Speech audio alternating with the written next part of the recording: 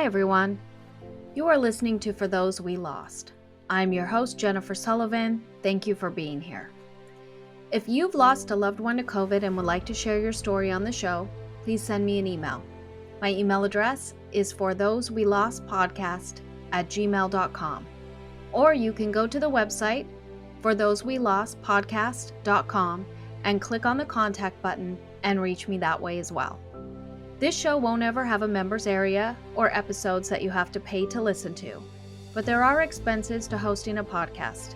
And if you'd like to help, you can support this show at buymeacoffee.com/forthosewelost. In this show, people share their stories of losing a loved one to COVID. As the pandemic continues, many of us feel the weight of the world wanting to move on and the pain of our loss that holds us tight. For us, there is no avoiding the ever-present reminder that we lost a loved one to COVID. It is with us every day, everywhere. What you hear in each story is grief, sadness, and love. We will more than likely talk about the vaccine and maybe a little bit about politics, and you may not agree. But I hope you'll keep listening.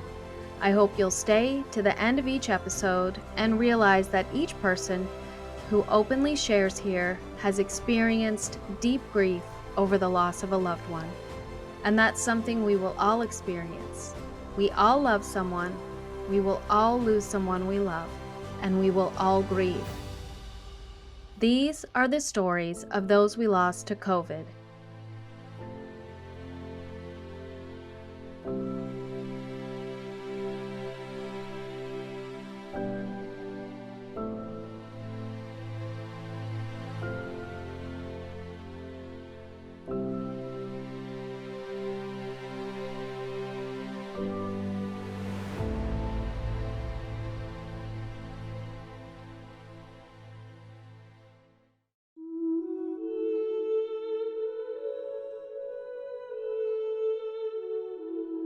Thanks for being here with me. I've got a wonderful show coming up for you. Today, I'll be talking to Kasandra on Long Island. Kasandra lost her brother Lois to COVID on March 31st, 2020, at the very beginning of the pandemic. She talks about how March 2020 still seems like yesterday to her, and that she's stuck in a time warp. And like many of us, she feels that with the world, quote unquote, moving on, everyone has forgotten about those we've lost and those who are still sick and dying even now. For context, we recorded this episode on April 21st, 2022. Kasandra mentions her Twitter account, a list of COVID-related Facebook groups she belongs to for grief support, and the Rami's Heart COVID-19 Memorial. She also talks fondly of her brother's Twitter account, Frozen in Time. All those links are in the show notes below. And with that, I'd like to welcome Kasandra to the show. Thank you for being here. Thank you for having me. Yeah, we talked on the phone. It seems like a long time ago, but it was probably just last month. And I want to go back because we're talking today about your brother, Louis. Yes, And he died on March 31st, 2020 at the beginning of the pandemic. correct. Okay. So what I want to do is go back to when you and your family first heard about COVID and what happened. Sure. So March 2020 really does kind of feel like I'm constantly living in it. It's for me, it's very much yesterday. And I know 2 years have come and gone, but I still feel very much in March 2020.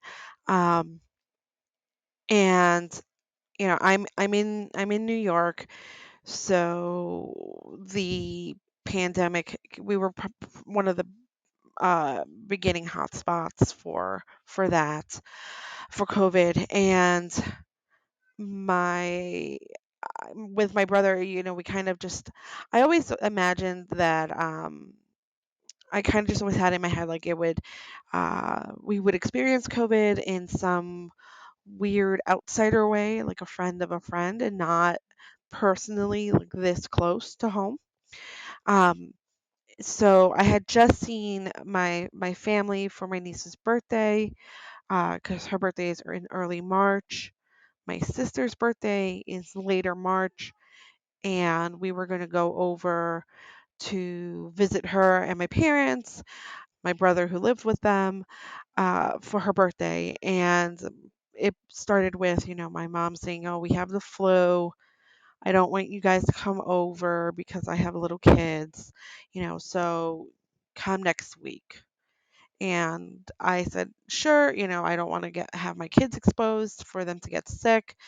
Um, no big deal. I'll see you guys, in a week." And I really thought I would see them, the following week. March 26th was when things really, hit the fan. My brother had, um, you know, basically everyone in my house was sick, but my brother had taken a turn for the worst and was having trouble, kind of getting around and breathing in air, and was really, short of breath, to the point that my parents were very concerned, and they called for an ambulance. And that was the last time my parents, my and my sister, saw my brother. I was texting with my brother, trying to figure out which hospital he was at, because I was getting contradictory reports from my sister and then my mom, and trying to figure out which hospital he was at. And then we figured out he was at Richmond University Hospital in Staten Island. And I was asking him how he was feeling. He told me that it was really painful to breathe, to get a deep breath in just wasn't easy. Um, and because COVID had, already been on the news, and we didn't know much of it, I said to him, "Please make sure before you leave you get a COVID test. Don't get discharged without having a COVID test, because we rather be safe than sorry. We have no idea what's even going on." The doctors kind of thought it was just pneumonia, which at the same time, just as scary, but Yeah. kind of we wanted, in a weird way, it was like, I hope it's pneumonia, because you can treat that. You can use antibiotics and you can get better. You know, COVID, we knew nothing about it. And so my brother said to me, "Listen, I'm having a really hard time breathing." He sent me a picture of him with just like the oxygen mask. They're gonna put me under to give my lungs a break. I'm gonna be out for a while. Let mom and Vicky, our sister, let them know. I said, "Okay, I love you." He wrote, "I love you." Um, and that was it. That was our last conversation. I completely thought I would talk with him again. I completely thought I would see him home. I figured he'd be in the hospital a couple days. Yeah. And that was it. In the beginning of his hospitalization, I didn't think anything other than he would come home. Um, he had told me that they had given him a COVID test, but it was going to be a while until we found the results. And then because he was intubated, my my mom was calling for updates. Um, COVID tests at that time took a while to get results back. It wasn't like now where, you get a rapid test in 15 minutes, yes or no. Even with some of these home tests, 10 minutes, boom, It was going to take 2 or 3 days. And so, Saturday came, and at that point, my mom had asked me to kind of take over calling, because she was having a hard time getting through. She was understandably upset. Um, a lot of the things she just didn't understand with my line of work. I read medical records for a living, and so I kind of understand Oh, wow. medical jargon. So I said, okay, I'll just, I'll call, I'll find out the updates, not a problem. And it was that Saturday that I called, and of course, like, it was, trying to get a hold of anyone was impossible. And I finally got through to the doctor that evening, and I'm trying to get an answer, and the doctor, kind of snaps at me, and says, he says to me, he has COVID. He has COVID. What don't you understand about that? Oh. And the I just remember being kind of taken aback by the doctor's tone. The doctor s- it wasn't angry. It was very fear-laced. And um it had this anxious quality to it that made me really kind of pause in my step and think, okay, okay, he has COVID. Okay, so we know he has this. And he abruptly hung up the phone, and I was just kind of like, okay, he's okay, so my brother has COVID. But still in my head thinking like, okay, he's gonna be fine. Like, he's gonna get through this. Like, we're gonna be okay. Um and then it was just that and then it Sunday, we called again. He had been running a temperature. They asked about, I think it was, uh maybe, but I think it must have been Sunday that they were asking about, doing an arterial line. And we said okay. um there was talks about possible dialysis in the future, just because his body was just overworking. He was just, so sick. And you know and then I had and then we get to, and I'm like reading about COVID, what we know about COVID, which it was like nothing, Next to uh, nothing, yeah. next to nothing. um there was like one study that said, um it looks about like people around 6 days or so, a week or so under intubation, start to kind of come out of it. And I remember thinking, okay, we're at like 6 days. So if we can just get through like another day or two, like, and he's okay, like, may see this like whole like turnaround. And it was Tuesday morning. I had a work meeting, uh, and my phone rang, and it was the doctor. And I was I we were already working from home, and I said to my husband, I'm in a meeting. Can you just talk to the doctor, get an update? I'll call the doctor back. Hear my husband talking to the doctor, taking down, he's got a fever. This is the temperature. This is what they're concerned about. And I turned to my husband and I said, ask if we need to be preparing ourselves. Mm. And he did. And what basically the doctor said to him was, at this point, you know from what we know, either around this time people kind of turn the corner and start to do better, or people don't.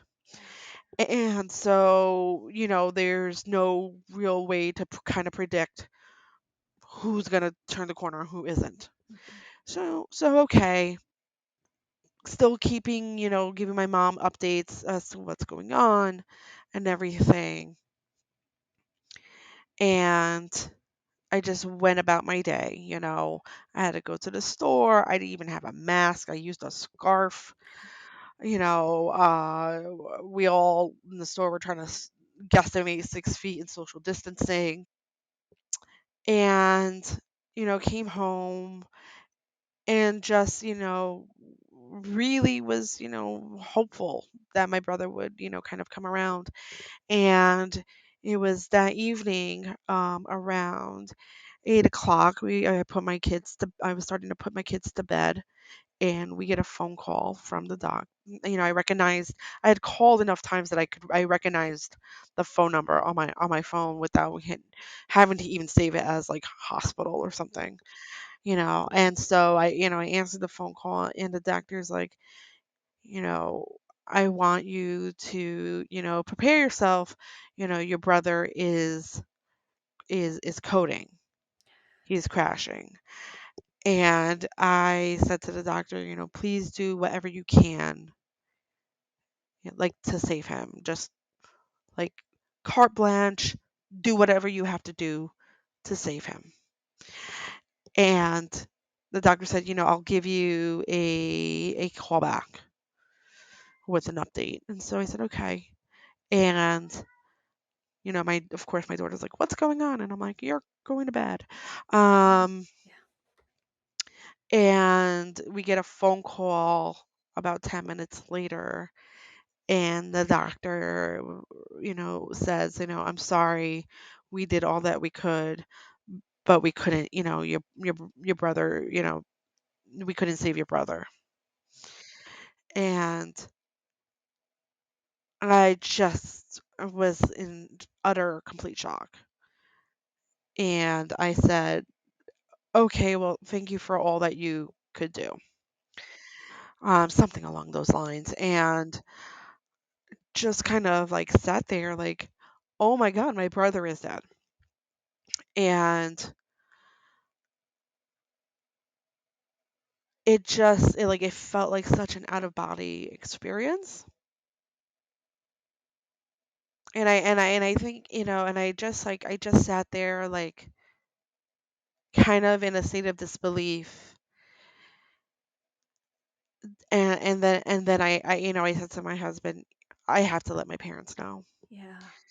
And so my husband was like, why don't we wait till the morning to tell them? And I said, I can't do that.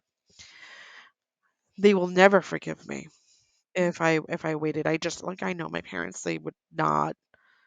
That might work for another family. My parents, I know, would not been okay with that. And I called my mom, and she picks up the phone, and I was like, I have an update about Lois. And I said to her, Lois passed. And she said, what? And I remember from watching Grey's Anatomy, um, which is like one of my favorite shows. You actually have to use like say like so and so is dead. Like you have to say those words, because otherwise, like if you use any other kind of language, that person does not cannot like really hear it. They can't accept it. Yeah. And so, at that point I repeated it. Lewis is dead. You know, just all hell broke loose. Because my mom breaks down. I hear my dad wailing in the background. I hear my sister screaming. And it's horrible. Mhm. It's horrible. Um,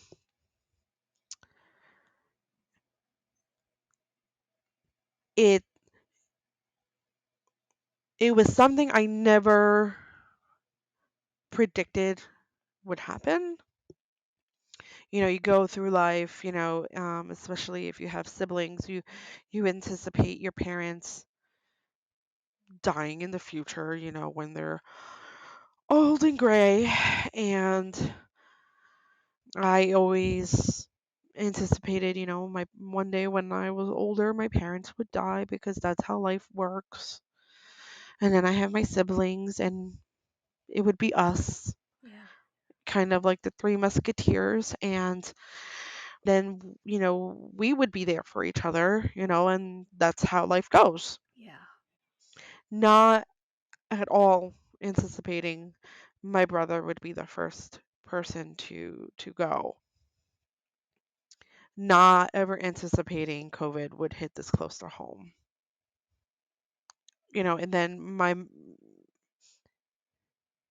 And then very weirdly sitting in this grief of, okay, my brother died, but what do I say to my mom who just lost her kid? Um, and how do I comfort her Yeah. with this huge loss? And my mom just telling me, you're gonna have to make all the arrangements. I'm not gonna be able to do it.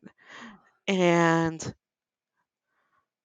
just being like, okay, all right, mom, like I will do it. And she was like, I just want my baby home. Mhm. And I was like, okay, okay, mommy, like I will do it. And I felt like a little kid in that moment, like, okay, mommy, like whatever you want, mommy, like just like I will do what you want me to do. And so then having to call the funeral home, explaining the situation, you know, um, yes, it's a COVID death. What does this mean in terms of a funeral? What does this mean in terms of burial? Because obviously the world has gone to hell in a handbasket. Things are not normal anymore. What options do we even have? And to my horror, the funeral director's like, well, there's a 2 week backlog for cremation because there are so many bodies, and normally it takes about 2 to 3 days, but we have a 2 week backlog because we have so many bodies and we're running out of space. Oh, wow, that had to be hard to hear. Yeah. And and just being like, okay, well, I guess we're waiting 2 weeks, and this is the hospital he's at, making arrangements for the funeral home to come get the body, then trying to make arrangements with the hospital to get his belongings when they're not letting anyone in the hospital. The funeral director, said to me, you could do a casket and we could have a wake, but it would be just immediate family and you're all sitting 6 feet apart. And in my head, I'm like, what kind of, you know, uh, how do you mourn like that? That makes no sense to me. Someone dies, you want to be with your family, and now we have to be 6 feet apart. Yeah. And if we have, an actual casket, it would have to be cordoned off, and we would have to still be standing outside apart from each other and like tossing a flower into the ground. Like it just made like to me it was so mind-boggling. And then of course like I understood like there's this crazy weird illness out there that like no one knows anything about and it's just killing everybody. So obviously like they want to be safe. I get that. I got that at the time. And then my mom's words, of just bringing him home. Yeah. So, we opted for, cremation. Um, and even trying to arrange for that, like I said, there was a backlog. Then we had to, because everything was shut down. So I'm ordering an urn online, having that come to my house. And then my husband driving from Long Island to Staten Island to drop it off, trying to process paperwork. Yeah. Nothing was normal. So even with like the paperwork, the funeral director had to go to my mom's house, drop off forms, then wait for her to sign the paperwork, then get back out of his car, take the paperwork back. It was ridiculous. Yeah. Nothing was normal about it at all.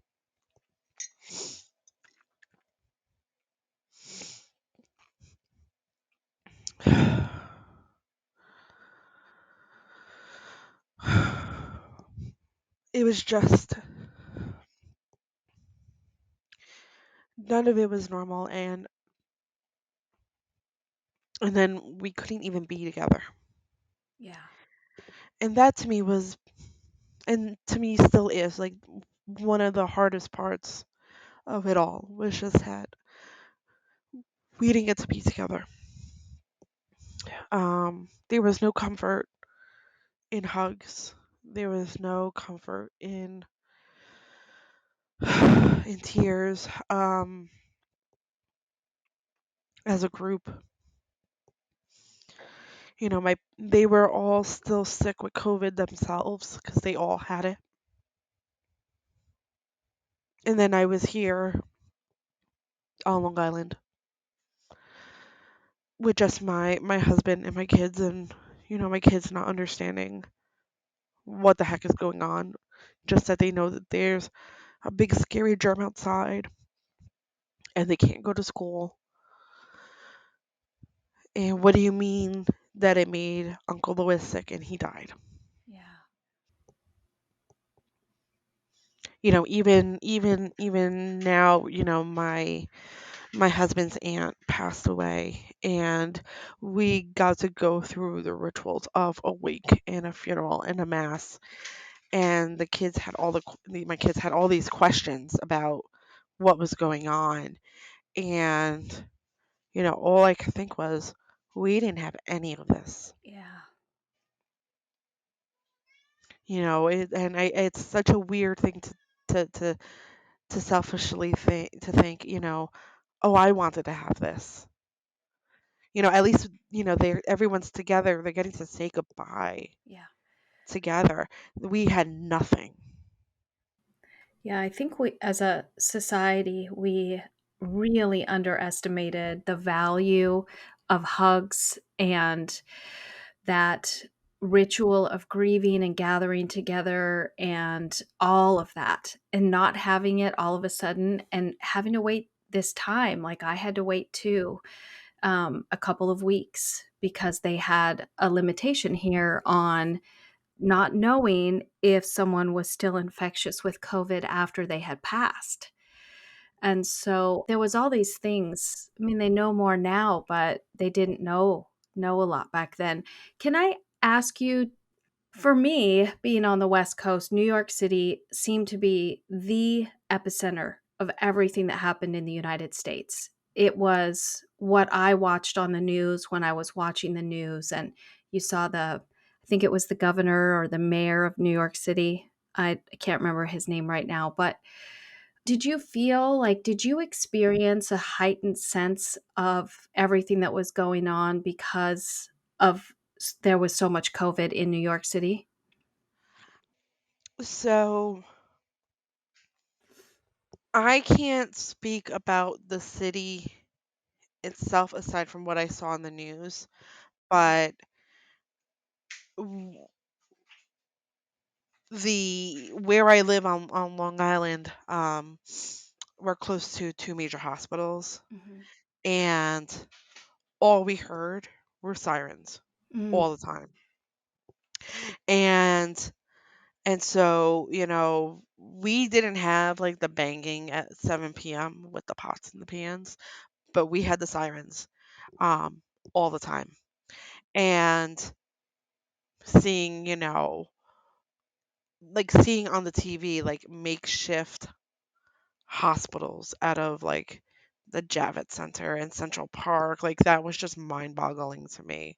Um, there's an urgent care not too far from me, and I remember driving by there and actually driving by one of the hospitals, and they had all these like tents outside, and it was very kind of like it made me think of like war zone, when you see those horror movies where like there's some kind of contagion that breaks out and like the population is doomed, like, oh, this is actually not a movie, this is real life. yeah.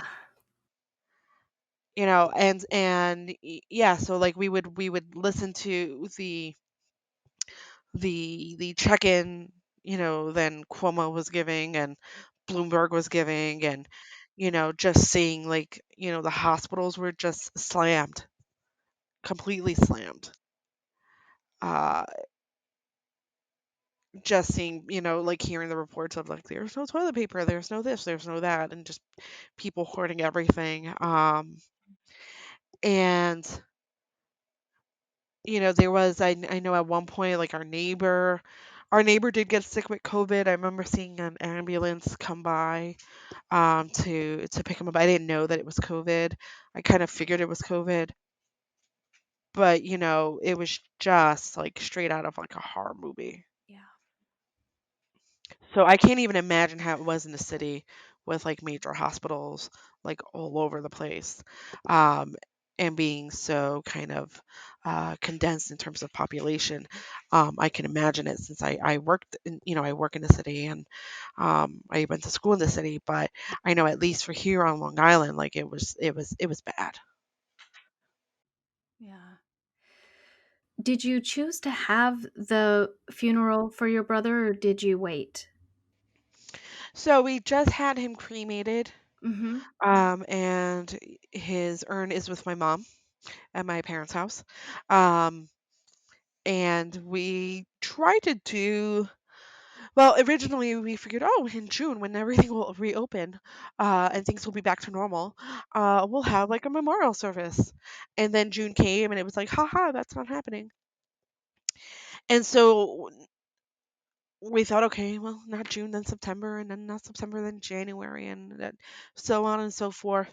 The first year anniversary of his death, we since everything was still, kind of shut down, things weren't really happening. We had like a virtual memorial. I had a, we did it over Zoom. It kind of only half worked for some people, where we had a priest do a reading and a blessing, and I, gave a little speech. And and that's basically been it. We haven't really done anything else. Like on his birthday, we do things. We'll do a Zoom call, we'll sing happy birthday. My sister, my niece, like, have released balloons in the past, but we haven't really been able to do anything more formal than that. And when were you and your family able to see each other again after your brother passed away? The first the so we didn't get to see each other until like August of that year, August 2020. And That's a long time. yeah, the last time, so like the last time I saw them was, like early was actually my niece's birthday was in March. Did we see I believe I saw them. And then before that was in January with my kid's birthday. So early March 2020, and then all the way through August 2020. And it was, do we hug? Do we not hug? What, no, we didn't know what to do. We sat outside in the blistering heat wearing masks, sitting apart from each other. And it was the nicest and weirdest experience of my life, because it was so nice to see them, but it was so weird to be like, to act like, oh my god, we may have cooties that may kill each other. You know, um, Basically, like, if we gave each other a hug, it was a very like little like half hug, and then like immediately disinfecting ourselves, and that was, them and myself, like, because we just didn't know Yeah. what we know now. And they came for an hour, so they drove from Staten Island to Long Island, stayed for an hour, and that was it. Wow. And then it was like another month or two went by before we saw each other again. um but it was extremely, extremely hard. Um, and I have like a picture of us, in masks in my yard, smiling, uh, kind of smiling through these masks. Um, and like during the entire visit, it was like the big elephant in the room was, "Oh, Lewis is dead," but we didn't talk about it because what do you even say?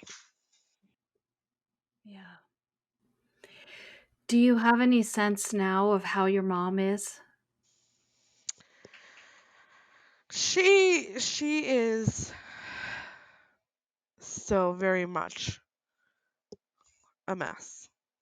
Um, and I mean rightfully so. Mhm. We never got to really grieve the quote unquote proper way. Um, and what do you say to someone who's lost their child? It's not the order of things. You're not meant to be burying your child. And she misses him terribly. We all do.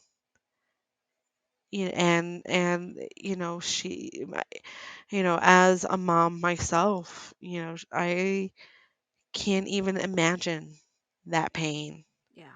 I try to even imagine it and it hurts so badly. I can't even like fathom the actuality of it. Um and I know my family is not the same. We are not the same family anymore. And there is a lot of anger. There is a lot of sadness and pain um over all of it, over the gross mishandling of the pandemic, of not being able to say goodbye to our brother, to, her son. Um, he died alone in a hospital, and we didn't get to say goodbye. We didn't get to hold his hand. We didn't get to tell him we loved him. Um, all I have is a text message Yeah. that I screenshotted, and thankfully I did because when I upgraded my phone, all of our texts disappeared. So I have this like one screenshot of a text message, and that's it. The only thing left that we have are the 100 or so pages of medical records that we requested from the hospital to try to understand what the heck happened during those final days. And from reading that, he was very sick. He was a very, very sick man.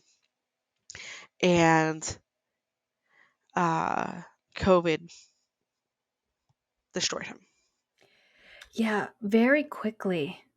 And I I'm gonna have people asked you about any pre-existing conditions or anything like that? I personally can't stand the question, but do you get that question from people? I get that question. That's like the first question out of people's mouths. Did he have a pre-existing condition? Yeah. He was young. He was young, yes. So he Yeah. was 40 when he died, and it was always that was the first question Mm, people would ask, like, did he have a pre-existing condition, as if it made it more okay that he died or right. something, like, Yeah. and it's I hate when people ask that Mhm. because I think it's very insulting. Mhm. Um, you know, he was a heavier guy. Yes. He had a bit of a heart um tachycardia type thing, um, from my understanding of it. But nothing that would have warranted like real medical treatment. Yeah. So it wasn't like my daughter was born with a heart defect. Like this was something that he developed like later in life, like that kind of came about. But the doctors weren't like ever like, oh, super concerned about it. Like he wasn't under like cardiac care or taking medication or anything like that. Um, and so, you know, all the time people ask that question. Did he have an underlying condition? Um, like I said, it's very frustrating when people ask that.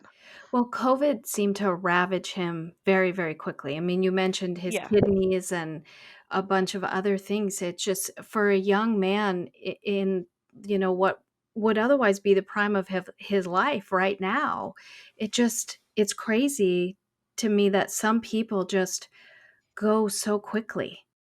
Ye Yeah, so in my family, when they all got it, it ranged from at the time, um, my niece had just turned 20. And so it was my niece, my sister, my mom, my dad, my brother. And so my niece had just turned 20. My dad is in his 70s. My brother's 49. My sister was in her mid 40s. My mom was, in her, mid to late 60s. And they all got symptoms, different symptoms of COVID. So, one person lost their sense of smell and taste. Another person developed like this weird rash. Um, you know, for one person, it was just kind of like a cold. Huh. And so it's kind of mind-boggling that my dad, who is in his 70s and, has like high blood pressure, diabetes, all this other stuff, makes it, gets COVID and makes it. My brother, on the other hand, doesn't.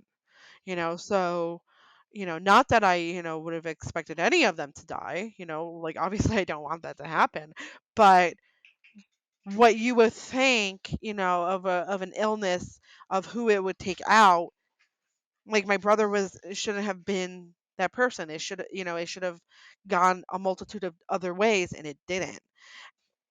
At the time, they intubated him really quickly. Mhm. I think, at the time they were thinking, let's get those lungs to rest. Yeah.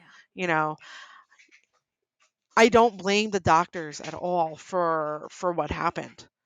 The doctors were in the lurch about it as much as we were. Yeah. You know, they, you know, they treated the symptoms, as the symptoms came along with the knowledge of that they had at the time. So I'm not mad at all at the doctors. They did the best that they could. Mhm. And I have no ill will or animosity towards the doctors. What I have animosity towards is the mismanagement of the pandemic as a whole, Yeah. by the government, by the people who are supposed to be taking care of its people. Um, it's but and like and I think we saw that with, like the people who were getting sick from COVID, at least at that time. But we knew it was, the people who were being most affected were the people that were in the prime of their lives, that, should be bouncing back, and they're not. Um, and so that was, to me, very stunning. Yeah. So you've been through 2 years and the anniversary of his passing twice. I was in the first year, really prepping for all of the firsts, all of the big things that first year, and I also feel like I was in a grief fog, and I really felt like once I get through this year, it's gonna be better. And year 2, for me, seems a lot harder and a lot more griefy, like heavier for me. How has the second year been for you? To be quite honest, it's the same. Mm, I think, I kind of, um kind of went through that same experience, like, oh, I gotta get ready for my first birthday without my brother, my first, you know uh his birthday, our first time without him, our first holidays without him. Um, and it was basically that kind of grief fog. And now that's like the second year, it's like, oh, this is so much worse. Mm, mhm, For I know it gets. I not that I know, but I do believe that it will get somewhat easier mhm. ish, you know, Easier-ish. I like that. ish. My husband lost his dad when he was 18, and I asked him so many questions like how do you how did you get through this? And he did say to me, like, as time does go on, he's like, I still remember when it happened, my mom telling me what day of the week it was, what I was wearing. Like, he was like, but he's like, and I can immediately jump into that. He's like, but it does get he's like, you do get through it a little bit more easily, Mm, as time goes on. Um And so I do hang on to that, but it's like the second time around was just that much more difficult. Um, and just being like like the first year it happened, and the first year, like we were going through all this stuff, like I kind of anticipated, like I'm gonna be, unhappy and upset and angry and whatnot. And then the second year came, and it was, oh, my mood is shifting like 2 weeks in advance because I know what's looming ahead. yeah, And getting upset about all of that, and hearing something that you know becomes quote unquote triggering, and not being able to like the grief lens, like the grief fog, those fogged up lenses are a little more clear, but like it's like, and that's like lifted, and then now you have like this kind of more raw pain that goes with it.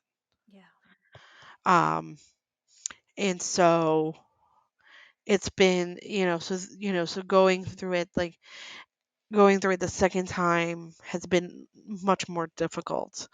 um I also i also just had a baby 6 months ago. um and going,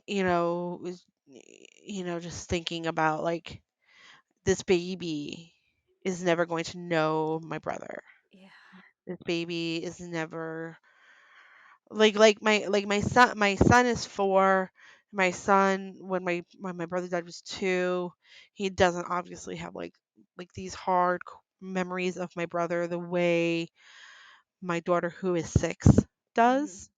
um but there are pictures of him and my brother, and I can be like, oh, there's Uncle Louis holding you, and Uncle Louis was your godfather, this was when you were getting baptized.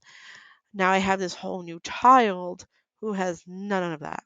yeah, So my brother only exists, like as I tell him. yeah, Otherwise, like there's nothing, and and it just makes me so sad because my brother was an amazing human being. He was so smart and so warm, and he was always looking to help. If you needed something, he would help you out. He like got me an Amazon Fire Stick when I like moved into my house. So he was like, "Oh, so you could watch all the streaming things." Like I like just like little things like that. Like like, oh, like I like who like you like I didn't even think of that, and you're thinking, oh, here, like, so you can watch something, like you just moved in and now you can watch something. And he was just very kind and loving, and now, this baby will never get to experience that. Mhm. You know, my baby, his middle name is after my brother Louis, and so to him, so like my brother exists in that sense Mhm. to him. Um, but it's just so heartbreaking to think, that I'm going to be experiencing all these, experiencing life and moving on with life, and he's not going to be around to be part of that. Mhm. It's such a shame. Yeah. When we talked on the phone, one of the things that you said was that you talk about your brother a lot and you share his story a lot. In what ways do you do that? So anytime there's like a COVID memorial or a COVID group, um, I talk about him there. If there's a memorial where they're gonna read out names or Mm. have pictures, I make sure to that he is out there, Yeah. that people know that he is not just a number Yeah. of amount of people who died from COVID. He was a person. He was Mhm. a brother. He was a son. He was an uncle. He was a friend. He existed. He mattered to people. Yeah. Um, in the beginning of my grief, one of the big things I did, was on Facebook was kind of grief yell at people who thought COVID is not real or just a quote unquote flu. Um, Mhm. no big deal.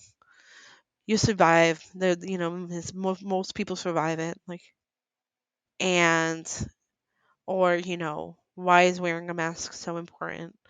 Um, my liberties, my freedoms, and I did use a lot of my grief and anger to chastising these people on the internet. Um, in a way to say, like, listen, like, I'm a real person who's gone through this horrible experience. you know Wake up Yeah. and realize this could be you, this could be your loved one. I don't want you to go through what I'm going through. Mhm. Random stranger on the internet who probably doesn't give two hoots about me, but I'm sharing, my experience so you don't have to go through that. Sometimes with a lot of colorful language laced in between. Um, you know, I did that for a while. Um, Sometimes it worked, sometimes Mhm. it didn't. Um, but now I kind of just focus on, anytime there's like a COVID memorial or so, um, putting his name out there, sharing his story of who he was, how he mattered. Even just like on Twitter, like talking about it, and I'll have people come, because I like hashtagged like COVID or something, and people will reach out to me like, "I'm so sorry, I went through something similar," or you know, um, people just offering their condolences. I just any way I can talk about him, share his story, just like I said, just so people know that these aren't just numbers out there. Mhm. I think we've either hit or we're about to hit the millionth death Yep. from COVID. When my brother died, we weren't even at. I remember like it was maybe like I don't even remember what the number was, but like I remember like when it was around. He had just died, so it was pretty recent, and the number was like 85,000. Wow. And thinking like, that's a lot of people. Yeah. And, that's more people who died than at the time, even with 9/11. Yeah. And I'm not trying, and believe me, I'm not trying to discount 9/11 Mhm. at all, but 3,000 people's deaths. I was in the city when it happened. I'm not discounting that. just that it blows my mind that there are people that there is, so much movement towards that, and then we have nearly a million deaths, and people are still just kind of like whatever about it. Yeah, my my thoughts about 9/11 were that the experience, it was terrible, but it brought people together. And Right. COVID in general has really divided people. Yeah. And I mean, I talked about it with my therapist because I was like, I don't understand how this is happening. And she made a point that, with 9/11, there was a group of people that we could, that like took responsibility, Yeah, we could that we blame. that we could blame. Whereas with COVID, like, how do you blame a germ? Yeah, Like you don't see it. You can't see it. yeah, And so yeah, um it has, divided a lot of people. yeah. And I just, I thought, as the numbers rose, as it became more apparent, like it was hitting more close to home for people, that, it would, but it's just divided people more than ever. Mhm. Yeah. Yeah, I read, an article and I think it was in The Atlantic, and 1,000,000 people is 1% of the population. So that means the families of 1% of the population have experienced a COVID loss, which really, when you think about it like that, is not a lot of people. And in a way, I think that's why, like, you and I feel stuck. I feel stuck a lot of the time in right around that time when my mom died, and all my experiences feel focused there. And I wonder if that's because we feel isolated, and I don't know anybody in my personal life around me right now besides me and, my sister who lost someone to COVID. Right. Yeah. Right. Especially now, as mandates become lifted and Mhm. argued about. Um, People talk about pandemic fatigue, which I get. Yeah. I totally understand that. People talking about going back to a normal life, and like there is no normal for Mhm. me anymore. There is no this new normal is not a normal that I want to be experiencing. Yeah. You know, um, Yeah. you know, it's it's hard to not feel kind of like disdain and contempt towards people when they talk about this stuff, because it's like, well, you didn't experience this loss. You didn't experience a loss to COVID. Maybe you had COVID and you're better now. So you don't really think about it in the sense that there are people who don't have their loved one anymore. Mhm. Y- Um, like, because all of your people are there at Thanksgiving, like, Yeah. we perpetually have an empty seat at the table. At Christmas, like, we don't have that person with us anymore. We don't have that person with us ever anymore. And I would love to go back to normal.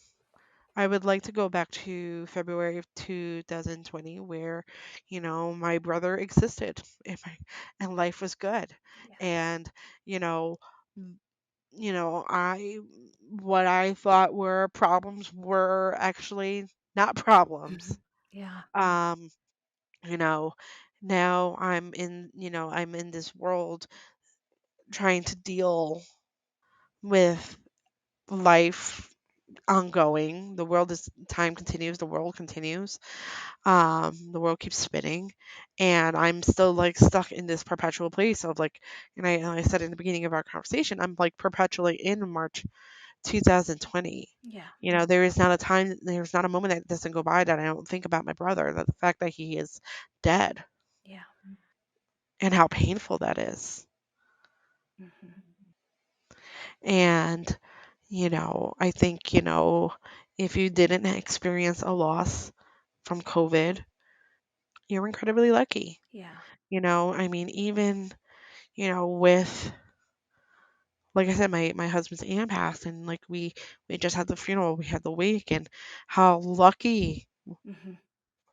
to have that ritual, to have that time together, to mourn, to be together, because so many of us were robbed of that opportunity. I know I know as time progressed, like people got to be with their family members to say goodbye if they had COVID Mhm. and they were deteriorating. They either did like they held like their iPad to the person or whatever. I didn't have that Yeah. at all. My brother died hooked up to machines by himself. I have an imagination of what his room might have looked like, but Mhm. we were not there. Yeah. We did not get to be together to mourn him. Even people who did get to experience to have that kind of experience, I even have contempt and anger towards that because it was so early in that pandemic, no one knew what to do. Everything was upside down. Mhm. And so, I do think there's like a class of us that, it's and I've seen it kind of talked about in Facebook groups for people who are mourning COVID loss. Um, like how some of us didn't even get to have that and how complicated that mess is. Yeah. And then you know and then there's that whole other discussion with people in the vaccine Mhm. and you know uh Well, um and long haul shifts too. and long haul, and it's we're COVID isn't going anywhere anytime soon. No. No, not at all. So, the last question I ask everybody, and you've already kind of addressed this a little bit, is what do you say to people who tell you that COVID is not real? um if they say like it's just a cold, it's just a flu, it's not. I mean, there's so many conspiracies out there about what COVID is. It's I tell them like, it's real. My experience is real. To tell someone it's not real is incredibly insulting. Mm. If there's so many of us out there who have experienced COVID in some way, shape, or form, of whether it's being a long hauler or having lost someone. It's not the flu, Mm. Yeah. at all. And the flu, yes, the flu kills. Don't get me wrong, the flu kills. Um, but it's not. It's so much more than that, and it's this horrible disease that robs people of their life. It robs people then it robs those families of their loved ones. Um, don't take it. Don't just think it's some, um little cold that, you'll just get over.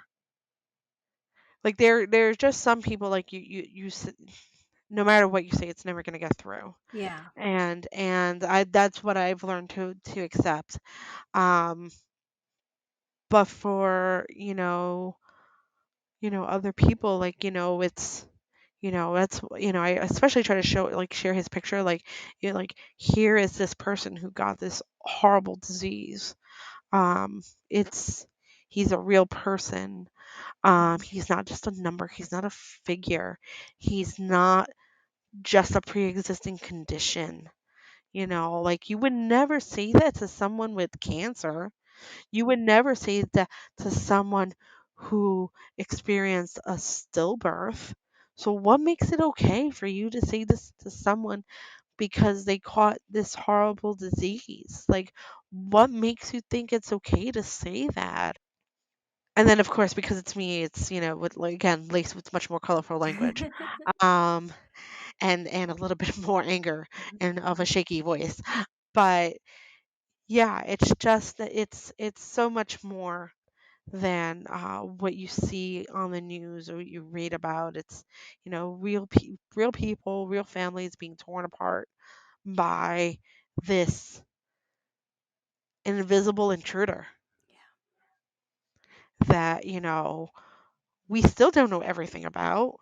Mhm. We're learning every day about, you know, COVID and what it can do, and I hope in a couple of years we get to a point where it is like the flu and it's, you know, we can handle it a little bit more easily where we're not like in this like pandemic situation, Yeah. you know, um, that, people,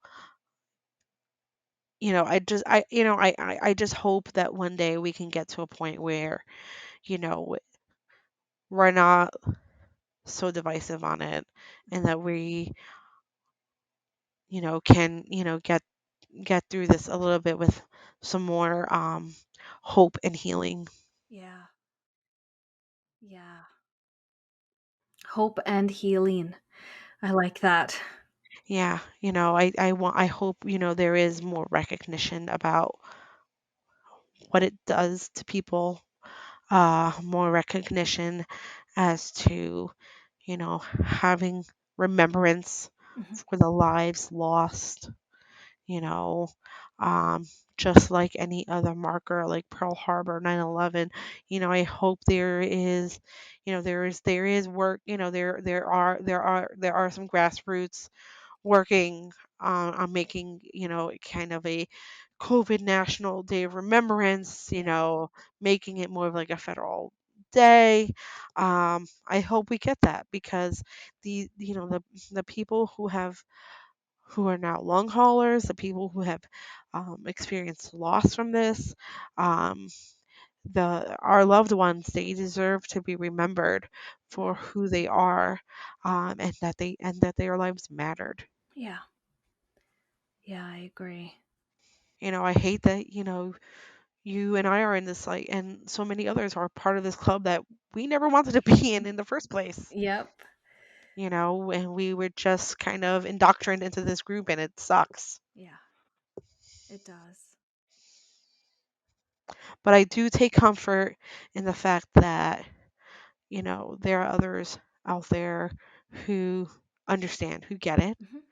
Um, and I think that's what I found most helpful is, that there are groups out there who of people who where we get it. And, it's very comforting because, like I said in the beginning, I was all by myself, and then I found this like Facebook group, and like I was like, oh my God, these other people get it, and Mhm. it's a big source of solace. Yeah, it is. I feel I went through 7 or 8 months pretty much on my own, and when I found that there was a Facebook group I found as well, I was like, "Oh my gosh, I don't feel so alone," and it was amazing.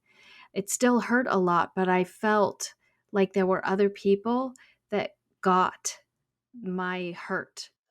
Right. Yeah, which Facebook group, if you don't mind me asking? Um, oh man, I'm like in so many. Um, there is there's a COVID 19 loss support Mhm. for family and friends that I'm Yeah. in. Touched by COVID-19. I lost my loved ones to COVID-19. Um, online on Twitter and Facebook, marked by COVID, Yeah. um, is a big one.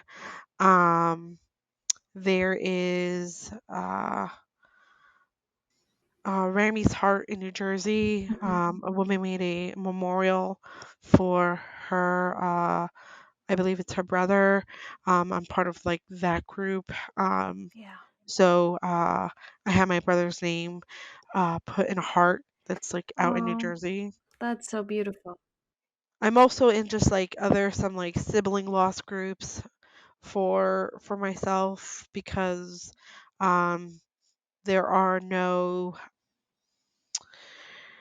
there's if someone loses their husband, they're a widow, if um Yeah. a child loses their parent, there's they're orphans. There's no name for sibling loss. There's no like specific name. Mhm. So I joined a bunch of like sibling loss groups for me that uh was very helpful. Um because they understood, they understand what it's like to lose a sibling. I'm in especially with my parents, I'm in the survivor core group. Um because especially in the beginning of the pandemic of trying to like how to get things to my parents because they were still sick with COVID and Yeah. making sure they were taken care of. Um so, there are a lot of groups Yeah. out there, but those are the ones that I feel like, especially in the very beginning of everything that I turned to and found like the most support. Yeah. Yeah. Well, thank you. Some of those I hadn't even heard of. So let me think. There was one other thing that you brought up. Oh, you're on Twitter. So Yeah. you'll have to send me your Twitter handle so I have that. Yes, yes, Okay. I will absolutely do that. Um, and it's so interesting. My brother was on Twitter, and so he, I think I mentioned earlier I lost my text messages with him, but uh, his Twitter account is still there. Oh, And so, I mean, obviously it's frozen in time. Like there hasn't been any tweets, since like March of 2020. But you know, I like going back through his tweets because I'm like, okay, I have at least that.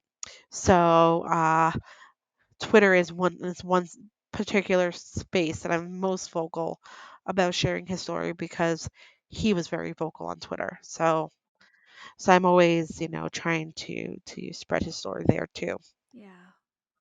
Kind of connect with people more in real time. Yeah. Yeah, well, thank you so much, Cassandra, for being on the show today. I really appreciate it. Thank you for having me, and I'm so sorry for your loss as well. Um, and like I said, I hate that you're part of this group of us. Yeah. It's not fair. Yeah, it is not fair, but at least we have each other to lean on when we need it. Absolutely.